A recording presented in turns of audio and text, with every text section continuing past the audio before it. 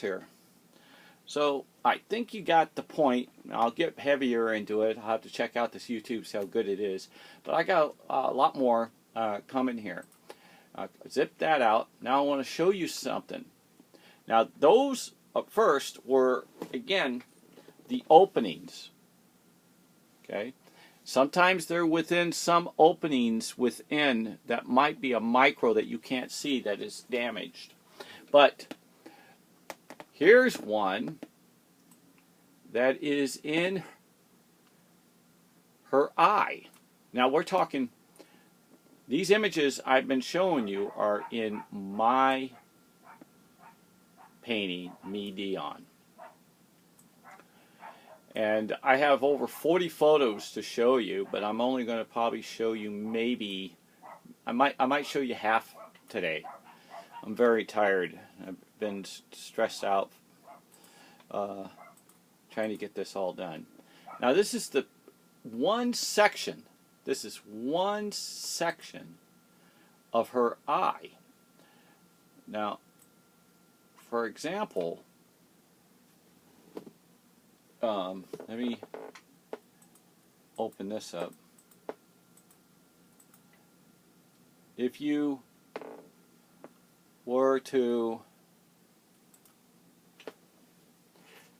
see that little itty bitty dot right there, that's there, okay? And that is the whole image. It's not her whole eye. This is like what's that, about 1/5 of her whole eye right here being shown. And these are all these images he put in here. These are not just paint. Now, and I don't believe he ever just painted. Everything was an extreme purpose. But if you can see, this is a man's face. This is an upside down man with his head that makes this face. And then there's another body that makes his cheek and another piece. And then you got another body here and another body for his forehead and another one and another one and another one and another one, all for his hair. And then he has a little bear being built about another 20. And that's just this little section. Now inside each one, if I had me a 250 meg digital laser camera, which I would have to really see if there's one better than that now, which I heard Walt Disney and Warner Brothers have, to find out if it actually penetrates even deeper. But I have yet to find a good camera. And we're also talking depth of field. But if you take a look, this also right here is an outline, a pasty outline like a Vaseline of person, a face and a face, kind of like the happy and sad symbol for an actor. And here's like a Santa Claus face. And here's another face and a shoulder. Now each piece of these, each one that builds each one, you're going to see tons and tons and tons more images. Now if you turn this body, here's a shoulder, here's a shoulder, here's a head with a nose, here's a head looking this way, and here's a head on the shoulder with a body going this way. The man would not stop. And if you take a look here, here's a round head. And it goes on and on. And here's a face, here's a face, here's a face. Okay? This particular image, I have to research, but I'm almost positive that is the one in which he did his drawing in the diary that actually has the baby of the anatomy of his works. And it doesn't show the baby 100% from the view on the top, but when I go deeper even into that, which I have a different process, you have to follow the lines. So let's pretend this particular item, for an example, is something this big. Then you would have to go the inner piece and follow the lines around to see the one's foot that you have to follow and match the stars. Then you'll say, well, he didn't go this way, but he did go this way. Then he went light. And that's what he did.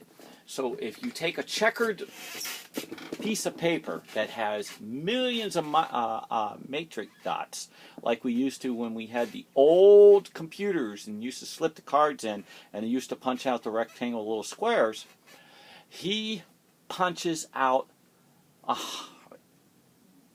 tons more, and he uses every single space in between and in the middle of each space to make his images to be infinity.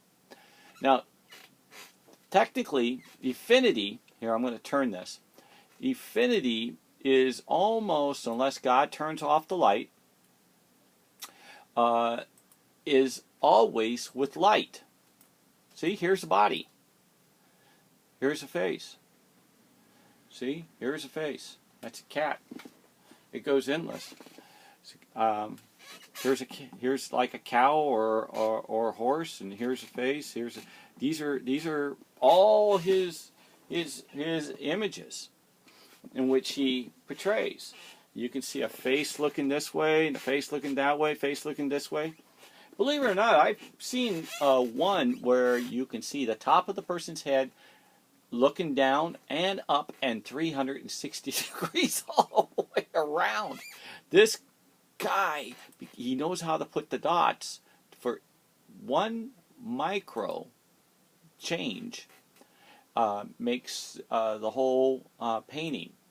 Now, like again, it took me over 5 years, 10 hours a day sitting in front of here to wonder how he did it. Thank goodness I'm good in math.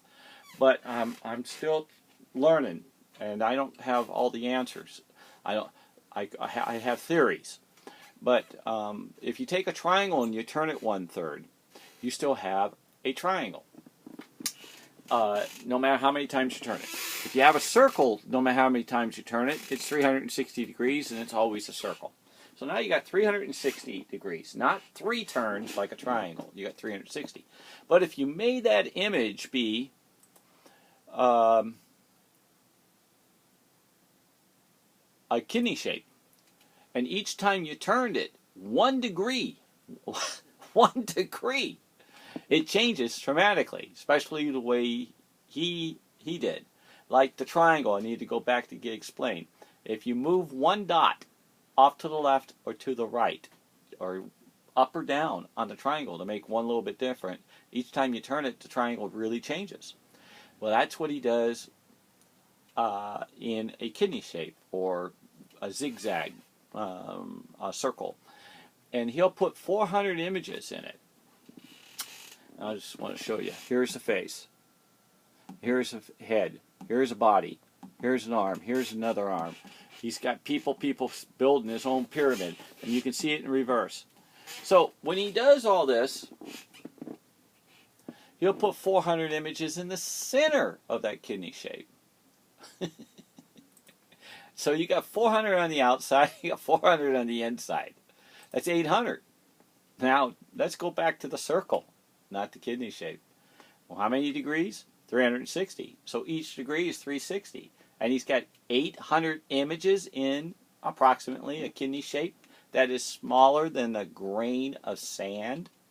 So you got 2.5 million images in something smaller than a grain of sand. Now you got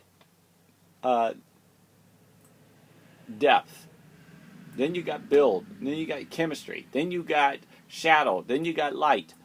And of course, light's infinity, but I only give light 10%. I give everything only 10% of each thing in which I just mentioned, because it wouldn't be fair. Even though because I wouldn't be able to come up with a logical number, except for this wild one I'm going to tell you.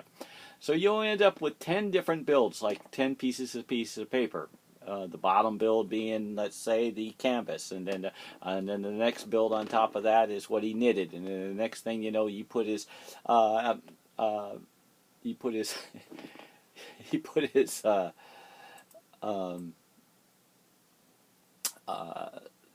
invisible ink on it to where it transparent down to the side where you can put your next layer, and it only shows up under different x-rays or different other chemicals, or you have to look at it a different way in different lighting, or you got a pole color. And that's what I've been doing. I got like 70,000 photos. Now, so you end up with like 10 different layers, like 10 layers of cake.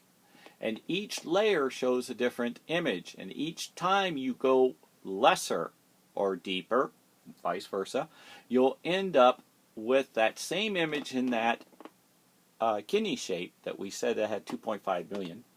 You can have over 25 billion images in his art. You could. I can't count that high. All I know is that normally when I do a guess, an estimate, I'm normally 90% correct. Let's say I was totally wrong. I don't believe so, but let's go the wild shot, and I'm 90% off out of 25 billion images. That's still 2.5 billion images. I mean, and if you wanted to go to low totem pole of 2.5 million, that's still outrageous. This guy knew how to play math and science, and I'm going to prove it to y'all. Maybe I might not get it to you on this video, and maybe you don't understand me, or maybe I'm going to have some kind of mathematician going to be saying that's not logical. Well, back then they didn't believe we were really flying to the moon either. And this particular image I call the Rubik's Cube Man. And he has, if you count all these images that go across, each particular image is a build with another build with another build, and each color, and it fades into different, like darker green, a little darker blue to it, and lighter blue, and then even a different color of blue. And that to you may look all blue, but there are many different shades and different angles going in. And this is a head with an eye and a mouth, and there's an eye, a nose, and a mouth, and the arm wraps here, and another arm wraps here, and the body comes around, and it changes. This changes many a times. It comes into a different face. It comes into his looking of the skull that so happens to be in the Mona itself. And let me show you the Mona right here. It'd be in this image right there. And let me just go a little larger. When it's turned for you to see, if this gets flipped, it comes out to be this. But then again, it may not have to be, because he uses the black. Now, I've seen the most gorgeous black, all black Mona Lisa in a portrait. And people say, how can you see a completely black portrait? Well, there's many different shades of black. And here's a real good way of trying to explain it. When you want to find something, he uses a crow. And what is a crow anyway? Sometimes he aims the crow with the beak towards the direction of whatever he's drawn. And he'll put it in there as a hint. And but what is a crow when you see him outside? All black.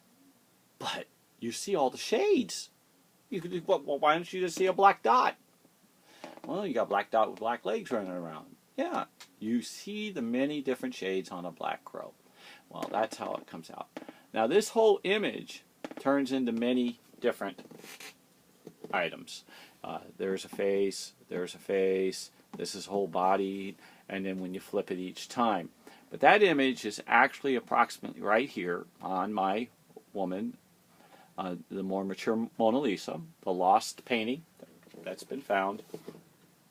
And you cannot see it with the human eye. You can't even see it with a magnifying glass, a regular loupe.